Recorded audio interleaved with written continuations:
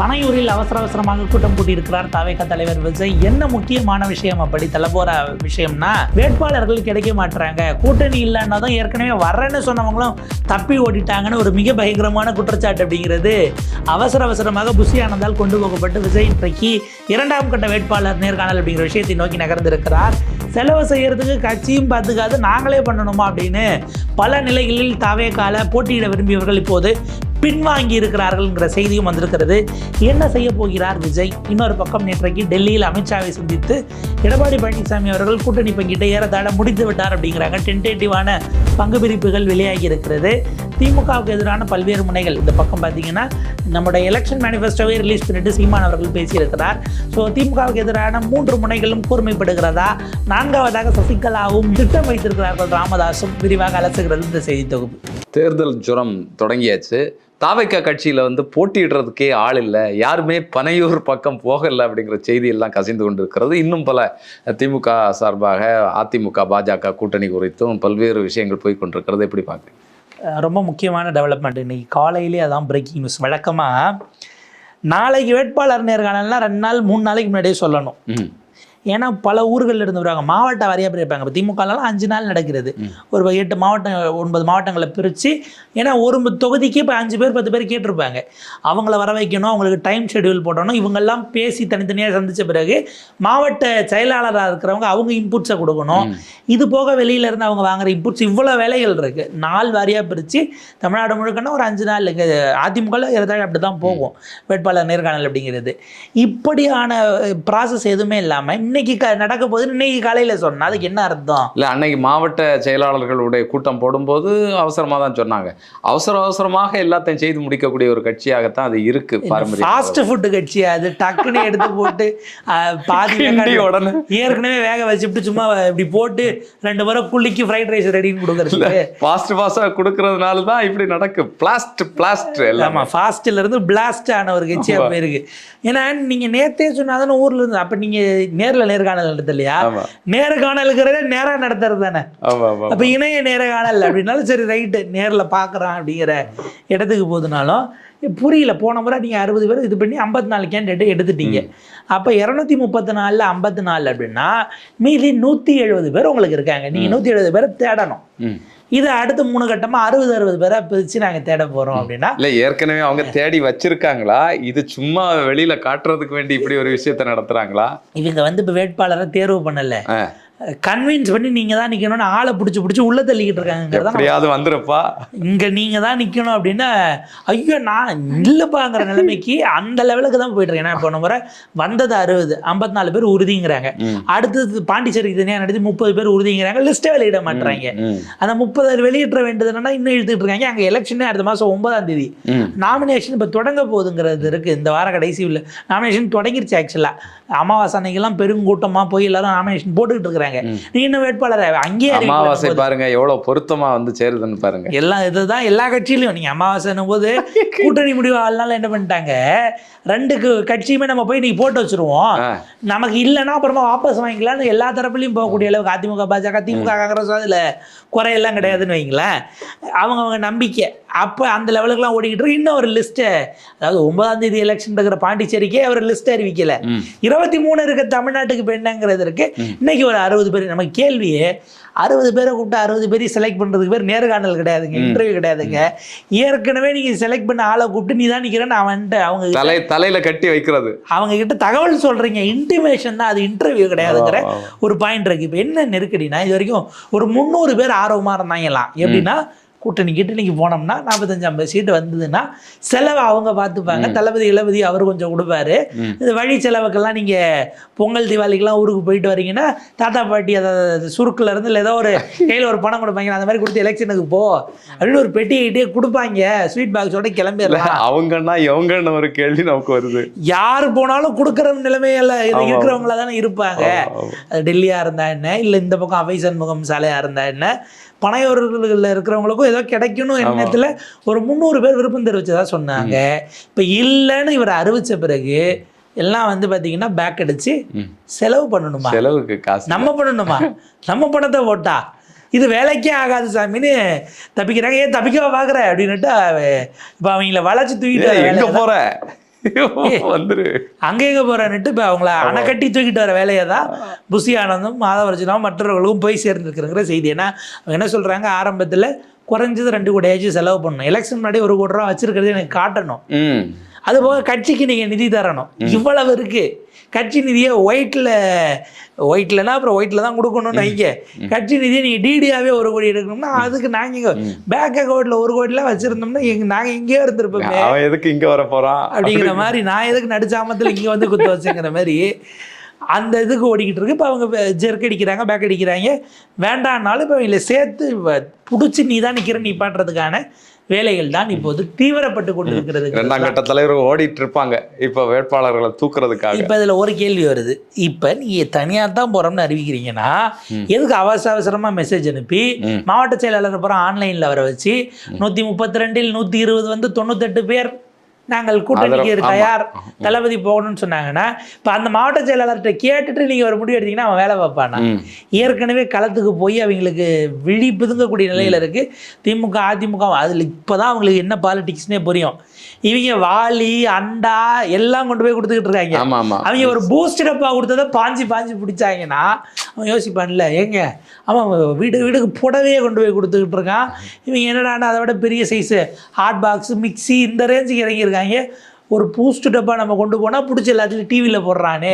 தேர்தல் ஆணையம் ஒரு சார்பு தன்மையாக செயல்படுதுங்கிறத அதிகாரிகள் ஒரு சார்பு ஆளாக இருக்காங்கன்னா அவங்களுக்கு இப்போ தான் புரிஞ்சிருக்கும் ரியல் டைம் பாலிடிக்ஸ். இல்லை இது வரைக்கும் சொல்லிட்டு இருந்தாங்க தமிழக அரசு திமுக அப்படின்னு சொல்லிட்டு இருந்தாங்க, இந்த எலெக்ஷன் தேதி அறிவிச்சோம்னா இனி நம்ம புகுந்து விளையாடலாம் அப்படின்னு சொன்னாங்க. இப்போ விளையாட்டு தெரியுது. இப்போ என்னென்னா பனையூர் வாசல்லே கூட்டம் அளவு அதிகமாக நின்னா உங்கள் கணக்கில் நாங்கள் எழுதிடுவோன்னு தேர்தல் ஆணையம் போய் நின்றுச்சுன்னா என்ன பண்ண போகிறாங்கிறது தான் ஹைலைட்னு வச்சுக்கோங்களேன். அவங்க வந்து பார்த்திங்கன்னா இதுக்கு பயந்து வானொலிக்கு பயந்து நெருப்புலேயே குதிச்ச மாதிரி தான் இப்போ அவங்க நிலைமை இருக்குது. சிபிஐக்கு அவங்களா தான் போய் டெல்லிக்கு போனாங்கிறது இருக்குது. இப்போ இந்த சூழலில் தான் விஜய்க்கு மிகப்பெரிய நெருக்கடி. இப்போ போன முறை இந்த 54 பேர் ஓகே சொன்னாங்களே, அவங்களே கட்டாயம் நம்ம செலவு பண்ணி தான் நிற்கணுமோ, கூட்டணி வருங்கிற நம்பிக்கையில் போய் கொடுக்கும்போது ஓகேன்னு நம்ம வாங்கிட்டோமோ அப்படிங்கிற எண்ணமும் இருக்கிறவங்க இருக்கிறாங்க. ஏதாவது காரணம் சொல்லி, ஏன்னா இப்போ கடந்த காலத்துலலாம் போன எலெக்ஷனுக்கு பிரச்சாரத்துக்கு வரதுக்கே லீவ் லெட்டர் கொடுத்து ஒரு அருமையான விஷயத்தை தொடங்கி வைத்தது மரியாதைக்குரிய குஷ்பு அவர்கள் தான். லீவ் லெட்டர் எழுதி 2 இடம் கூட்டம் பிரச்சாரம் போனாங்க. தமிழிசை அவர்கள் ஆதரித்து, அப்புறம் இன்னொருத்தர் இதுங்க ஒரு பால் கனகராஜான்னு தெரியல, அவர் என்னதான் ஞாபகம், வட சென்னை தென் சென்னையில் போய் ஆதரித்து பிரச்சாரம் பண்ணாங்க என்டிஏ கூட்டணிக்கு. 2 பேரும் எம்பி எலெக்ஷனுக்கு பிரச்சாரம் பண்ணிட்டு அன்றைக்கி நைட்டே வந்து எனக்கு உடல்நலம் சரியில்லாத காரணத்தினால் இந்த தேர்தல் இதுலேருந்து நான் விலகிக்கிறேன்னு தலைமைக்கு ஒரு கடிதம் எழுதிட்டு சோசியல் மீடியாவில் போட்டு எலெக்ஷன் கேம்பெயினுக்கு லீவ் லெட்டர் கொடுத்துட்டு போனது இருக்குது. அண்ணாமலை அப்பாவுக்கு உடல்நலம் சரியில்லை, அதனால் ஒதுக்கிறேன், அவர் ஒரு லெட்டர் கொடுத்தாப்புல. இந்த மாதிரி ஏதாவது லெட்டரை ரெடி பண்ணி வைங்கய்யா, நம்ம கொடுத்துட்டு தப்பிச்சிடலாம் அப்படின்னு சிலர் பார்ப்பதாகவும் செய்திகள் ஓடிக்கிட்டு இருக்கு. என்ன ஆனாலும் நிர்ணய தீர்வுது அப்படின்னா செலவு பண்ணுறது என்னன்னு நீ கிரவுண்டுக்கு போன பிறகு, இது வந்த பிறகு தான் எப்படியெல்லாம் திட்டமாக வேலை பார்க்குறாங்க அப்படிங்கிறத பார்க்கும்போது அரசியல்லாம் இவ்வளவு இருக்கா அப்படிங்கிற அளவுக்கு பல புரிதல்கள் வர்றதுனால தான் இப்போ அவங்களுக்கு அவசரப்பட்டு மண்டையாட்டிட்டோமோங்கிற செக்ஷனும் இருக்குது. இதுக்கப்புறம் கூப்பிட்டா கண்ணில் படாமல் தப்பிச்சிடலாமாங்கிற ஒரு செக்ஷன் ஆகுது மாதிரி இருக்குது. இல்லை, ஏற்கனவே வந்து தலைவர் முதல்வர் ஆகும்போது நமக்கு அமைச்சர் எம்எல்ஏ நம்ம இதில் வாரிய தலைவர் அப்படி இப்படின்னு சொல்லி ஏதாவது ஒரு இதில் தப்பி வந்துடலாம் அப்படின்னு சொல்லி தான் பலரும் கனவுல இருந்திருப்பாங்க. இப்போ அந்த கனவுகளுக்கெல்லாம் மண்ணு. இன்னொன்று, எப்படி விஜய் அவர்கள் முதல்வர் ஆவார்? ஆட்கள் எல்லாம் நிற்கலன்னா விஜய் முதல்வர் ஆக மாட்டாருங்கிறது நம்மளை விட தெரியும். அவர் வேட்பு மனுவிலே ஏதாவது தவறுதெல்லாம் வேலை செஞ்சு அதன் காரணமாக நிராகரிக்கப்படலாமான்னு ஒரு திட்டம் வைத்திருப்பதாகவும் ஒரு செய்தி இருக்குது. உதாரணத்துக்கு அவங்களுடைய ஸ்டேட்மெண்ட் அப்படி நம்ம பர்சனல் இது இல்லைனாலும் இதில் டெக்னிக்கலிங்கிறதுக்காக நான் அதை டச் பண்ணுறேன். 21க்கு பிறகு பிரிந்திருப்பதாக அவங்க இணையரை சொல்கிறாங்க. அதிகாரப்பூர்வமாக நீங்கள் இன்னும் செப்பரேஷன் ஆகலை. இப்போ உங்களுடைய இன்னைய ஸ்டேட்டுக்கு சட்டப்படி அவர் உங்களுடைய இணையர். நீங்கள் அவங்க வச்சுருக்கக்கூடிய சொத்து விவரங்களை இதில் வேட்புமனுவில் தாக்கல் பண்ணணும். ஏதாவது மிஸ் ஆச்சு 21 பிறகு அவங்க என்ன ப்ராப்பர்ட்டி வாங்கியிருக்கலாம்னு அவங்களுக்கு மட்டும்தான் தெரியும். கம்யூனிகேஷன் இல்லாமல் நீங்கள் மிஸ் பண்ணீங்கன்னா அதை சேலஞ்ச் பண்ணியும் உங்களுடைய வேட்புமனுவை நிராகரிக்க முடியும். சில விஷயங்களை மறைக்கிறீங்க, அதில் சரியான விஷயங்களை சொல்ல. இப்போ சமீபத்தில் சத்தீஸ்கர் நினைக்கிறேன் ஒரு காங்கிரஸ் எம்எல்ஏ வெற்றி பெற்றதை ரத்து செய்தது நீதிமன்றம். ஏன்னா அவர் மீது இருந்த கிரிமினல் வழக்குகளை அவர் சரியாக அதில் சொல்லாமல் விட்டுட்டார் என்பதற்காக அவரின் மீது அந்த ரத்து பண்ணிட்டு அவருடைய வெற்றி செல்லாது 2ஆம் இடம் எடுத்த பாஜக காரர் ஜெயிச்சதாக நீதிமன்றமே அறிவித்தது. இந்த மாதிரி வேட்புமனு சிக்கல்லாம் இருக்குது. தெரிஞ்சு அவர் அதில் சில வேலைகளை செய்யவும் வாய்ப்பு இருக்குன்னு ஒரு செக்ஷன் ஸ்கூல் ஆஃப் தாட் இருக்குது. அது ஒரு பக்கம் இருக்கட்டும். பட் அதை தாண்டி இப்போ நெருக்கடி 234 பேரை பிடிக்கிறது, பிடிச்சி அவங்க வேட்புமனு நிராகரிக்கப்படாமல் சரியாக ஃபில் பண்ண வைக்கிறது, அதுக்கு அடுத்த சேலஞ்சாக அவருக்கு இருக்குது. ஸோ இந்த ஒரு முனை இப்படி இருக்குது அப்படின்னா, இன்னொரு முனை திமுக எதிர்ப்பில் இப்போ இவர் வேகமாக செயல்பட்டால் தானே அதிமுகவுக்கு போகாமல் நாம் தமிழருக்கு போகாமல் வாக்கு வாங்க முடியும். ஆனால் அவங்களுடைய செயல்பாடுகள் இவங்ககிட்ட இல்லைங்கிறது தான் வெளிப்படையாக பார்க்க வேண்டியதாக இருக்குது. இப்போ டெல்லியில் வந்து அமித்ஷா வந்து எடப்பாடி அவர்களை கூப்பிட்டு பேச்சுவார்த்தை எல்லாம் ஏகதேசம் முடிஞ்சிருச்சு அப்படின்னு சொல்கிறாங்க. இதில் எப்படி இந்த கூட்டணி கணக்குகள், அதில் தொகுதி பங்கீடு எப்படி முடிந்திருக்கு? இன்னைக்கு காலையில் நான் எப்பயுமே வந்துட்டு சிரிச்சுட்டு தானே வந்துட்டு போயிட்டுருக்கேன், எப்பயுமே சிரிப்பு தான் அப்படின்னு அவரே ப்ரெஸ் மீட் கொடுத்துருக்காரு. 4 நாள் எல்லாம் தெளிவாயிரும் சார், நீங்கள் எதுவும் இது பண்ணிக்காதீங்க. நான் இங்கே பாருங்கள், எல்லா மாநிலத்திலையும் எலெக்ஷன் நடக்குது. அமித்ஷாவுக்கு பல வேலைகள் இருக்குமா இல்லையா? அவர் அங்கே வந்துட்டு போகிறதுங்கிறது சிக்கலாக இருக்குங்கிறதுனால தான் நான் பார்த்துட்டு போகிறேன். என்ன வலுக்கட்டாயமாக கூப்பிட்டு நான் வரல. அவருக்கு அசாமை பார்க்கணும், அதாவது அது அவர் சொல்லல பேர்லாம், அசாமை பார்க்கணும், மேற்கு வங்கம் பார்க்கணும், இது போக எல்லையில் இராணுவ வீரர்கள் அங்கே ஏதாவது சிக்கல் வரும், சீனா பிரச்சனை, அவர்தான் உள்துறை அமைச்சர் இருக்கும்போது அந்த இடத்துல அவருக்கு நம்ம நெருக்கடி கொடுக்கலாமா? அது தவறானது இல்லையா? அதனால நான் வந்திருக்கேன். அப்போ இன்னைக்கு டிடிவி அன்புமணி வராங்களேன்னா அவரை சந்திச்சுதான் அரசியல் குறித்து விவாதிக்க வருவாங்க, ஆலோசனை பெற வருவாங்க அப்படிங்கிற மாதிரி அவர் அதை பேசி சமாளிச்சிருக்காப்புல. சீட்டு எண்ணிக்கை அப்படின்னு பார்க்கும்போது 165 இடங்கள் வரைக்கும் அதிமுக நிற்பதற்கான வாய்ப்பு இருக்குது அப்படிங்கிறது தான் முதற்கட்டமாக நமக்கு வரக்கூடிய தகவலாக இருக்குது. 165 நேரடியாக இரட்டையிலை. அதில் பார்த்திங்க அப்படின்னா புரட்சி பாரதம் உட்பட கட்சிகளுக்கு இரட்டையிலே நிப்பாட்டுவது அப்படிங்கிறது 170 எதிர்பார்த்தாங்க, 160 வரைக்கும் போயிருக்கிறதாக சொல்லப்படுகிறது. இந்த பக்கம் பாஜகவுக்கு 31 என்கிற அளவுக்கு பேசியிருக்காங்க. டிடிவி தினகரனுக்கு ஒரு 9, அவர் கணக்கு உங்களுக்கும் டிடிவிக்கும் சேர்த்து 40. நீங்கள் அதை உள்ளுக்குள்ள அவருக்கு 10 கொடுக்குறீங்களா 9 கொடுக்குறீங்களா 8ங்கிறது நீங்கள் பேசிங்க, நீங்கள் பிரித்து எடுத்துக்கோங்க. அவர் டபுள் டிஜிட்னா நீங்கள் 10 கூட அந்த 40ல் நீங்கள் அவருக்கு 11 15 கூட கொடுத்துக்க நான் கேட்க மாட்டேன் என்கிற இடத்திற்கு தள்ளி இருக்கு. எப்படி நாசமாயிப்போன்னு சொல்கிற மாதிரி இருக்குது. ஜி.கே. வாசனுக்கு ஒரு 4 அப்படிங்கிற மாதிரி பேசப்பட்டிருக்கு. மற்றவர்களுக்கெல்லாம் நீங்கள் 2 சீட்டுகள் 1 சீட்டுகள் இதெல்லாமும் பிரித்து அவங்க பேசியிருக்கிறாங்க. இதில் இப்போ ஐஜேகேலாம் சின்னம் வாங்கியிருக்கிறாங்க, பெருந்தலைவர் மக்கள் கட்சி இருக்கிறாங்க, இப்படியான கட்சிகளுக்கு அமைப்புகளுக்கு. ஆனால் அவர் திரும்ப இன்சிஸ்ட் பண்ணது குறைஞ்சபட்சம் எப்படி ஆச்சும் நீங்கள் ரெட்டை இலையில் இந்த சின்ன கட்சியில் நிற்க வைக்கலாம்ல அப்படிங்கிற விஷயம் போகும்போது, அவங்க போன எலெக்ஷன்லேயே நாடாளுமன்ற தேர்தலே எங்களோட பயணித்தாங்க, தாமரையில் தான் நின்னாங்க. நீங்கள் அதை இது பண்ணிக்காதீங்க, நீங்களாக கூப்பிட்டுட்டு வந்தது. இப்போ போன முறை ஏறத்தாழ ஒரு 20-18 வரைக்குமான கட்சிகள் இதில் நின்னாங்க ரெட்டை இலை சின்னத்தில். அதில் நின்னதில் ஒரே ஒருத்தர் மட்டும் தான் ரெட்டை இலையில் ஜெயிச்சார். அதே நீங்கள் உதயசூரியன் போனீங்கன்னா 15 பேரில் 8 பேர் உதயசூரியனில் ஜெயிச்சு வந்தாங்க.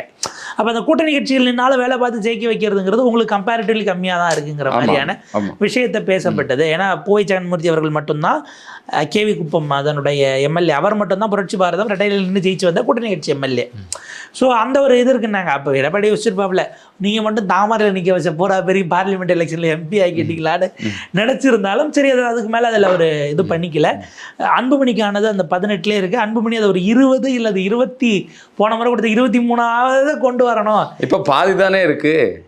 போன முறை முழுசாக இருந்தது மாம்பழம், இப்போ மாம்பழத்தை வெட்டி பீஸ் போட்டில் வச்சுருக்காங்க. அது எங்கள் கட்சி பிரச்சனை, நீங்கள் அதை பார்க்காதீங்க. தொண்டர்கள் ஏன் கூட தான் இருக்காங்க அப்படிங்கிற மாதிரி சொல்லும்போது கணக்குகளை பிரிக்கிறாங்க. அன்புமணிக்கான சீட்டு அவரை வட தமிழ்நாட்டில் அங்கே வீக்காக இருக்கிற இடத்துல இறக்கணும், டிடிவி தினகரனையும் பாஜகவையும் சவுத்தில் குறிப்பிட்டு இறக்கணும். அதே போல் இந்த கோயில் நகரங்களை நீங்கள் பெரிய அளவுக்கு குறி வைக்காதீங்க, அது சிக்கலாகும்.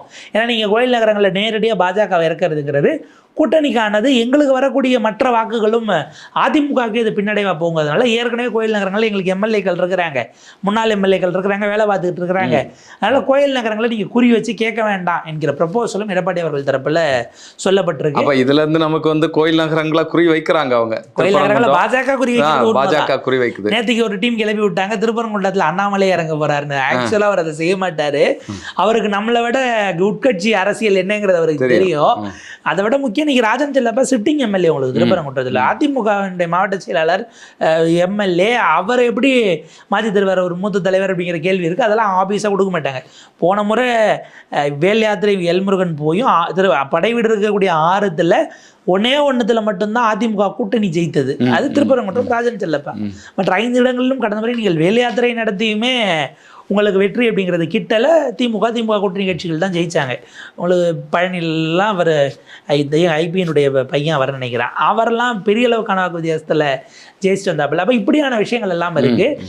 அதனால் கொஞ்சம் கான்சியஸாக இருங்கன்னும் போது நான் இங்கே இவ்வளோ சீட்டுகள் தான் சொல்லிட்டோம், நீங்களே கூப்பிட்டு டிடிவி இவங்க நயனாட்டெல்லாம் பேசிடுங்கன்றதுனால தான் இன்றைக்கி டிடிவி தினகரன், அன்புமணி ராமதாஸ், நயனா நாகேந்திரன்லாம் இன்றைக்கான மீட்டிங்கு போயிருக்கிறாங்க. ஆக்சுவல் ஷெட்யூல் நாளைக்கு பியூஷ் கோயல் காலையில் வருகிறார். அதே ஃப்ளைட்டில் இவங்க 3 பேரும் கூட வந்துருவாங்க. அன்றைக்கி அமித்ஷா அவர்களை பார்த்துட்டு வந்துட்டு நாளைக்கே கூட்டணி தொகுதி பங்கீடு அப்படிங்கிறதுல ஒப்பந்தம் கையெழுத்து என்பதை நோக்கி அது நகருங்கிறது தான் அதிமுகவினுடைய தற்போது நிலையாக இருக்குது. ஸோ ஏறத்தாழ நாளை மறுநாள் 2 நாட்களுக்குள்ள இதில் என்ன சிக்கல் அப்படின்னா, நாளைக்கு அகைன் வேற ஒரு நெருடல் வரும். திமுகவுமே அந்த காரணத்தினால தான் ஒரு நாள் தள்ளி வச்சிருக்கிறாங்க. நாளைக்கு ரம்ஜான். ஆமாம். ஸோ வேட்பாளர் நேர்காணலுங்கிறது நாளைக்கு இருந்தால் திங்கட்கிழமை தள்ளி இருக்கிறாங்க. நாளைக்கு இவங்க ரம்ஜானில் கையெழுத்து போகிறது ஒன்றும் பிரச்சனை இல்லை, வேட்பாளர் நேர்காணல் மற்ற விஷயங்கள்லாம் தள்ளி வைக்கணும் அப்படிங்கிற ஒரு நெருக்கடி இருக்குது. காலையில் எப்படியும் வழக்கம் போல் எல்லாரும் வாழ்த்தெல்லாம் சொல்லிட்டு கூட்டணி வேலைகள் போகும். மிக பெரும்பாலும் நாளைக்கே அதிமுக கையெழுத்திடுவதற்கான வாய்ப்பு இருக்குது. இப்போ என்னென்னா, கையெழுத்து போட்ட பிறகு தான் ஆக்சுவல் கண்டமே. தொகுதிகளை கண்டறிந்து கேட்பதுங்கிறதுல தான் அடுத்த கட்ட போராட்டம். அதுக்கு மறுபடியும் ஒரு முறை டெல்லி போக வேண்டி இருக்குமா அப்படிங்கிறதெல்லாம் நம்ம கவனித்து உன்னிப்பாக பார்க்க வேண்டிய சூழல் இருக்கும். ஏறத்தாழ அதிமுக எங்கே முடிவு பண்ண மாதிரி திங்கட்கிழமை இன்றைக்கு அல்லது நாளைக்கு ரம்ஜான் இருக்கிறதுனால தள்ளி வச்சு திங்கட்கிழமைக்குள்ளே திமுகவும் எண்ணிக்கையை முடிவு பண்ணிடலாங்கிற இடத்துக்கு அவங்களும் போயிருக்கிறாங்க. இன்னொரு பக்கம் வேட்பாளரை அறிவித்து தேர்தல் இதை கொடுத்தோம் சீமான்னு அந்த பக்கம் அறிக்கையில் அவர் கப்பல்ல ஏறி போயிட்டு இருக்காரு. ஒரு 462 பக்கம் அறிக்கையெல்லாம் கொடுத்து அவர் போயிட்டு இருக்காரு. ஸோ தேர்தல் என்பது இந்த முறை 2026 அதற்கான அதிகாரப்பூர்வ போர் முரசு என்பது அறிவிக்கப்பட்டு சூடு பிடித்திருக்கிறது. அடுத்த ஒரு 3-4 நாட்கள் என்பது மிக முக்கியமானது. ஏன்னா எண்ணிக்கையை ஃபைனலைஸ் பண்ணுறாங்க, அடுத்த லெக்குக்கு போவாங்க, சீட் ஐடென்டிஃபிகேஷன். அது இதை விட பெருசான உரசல்கள்ங்கிறது வரப்போகும். நம்ம எதிர்பார்த்து நிறைய விஷயங்களை, பிரேக்கிங் நியூஸ்களை எதிர்பார்த்து நிச்சயமாக காத்திருக்கலாம். தொடர்ந்து பேசுவோம், எப்படி போகுதுன்னு பார்ப்போம்.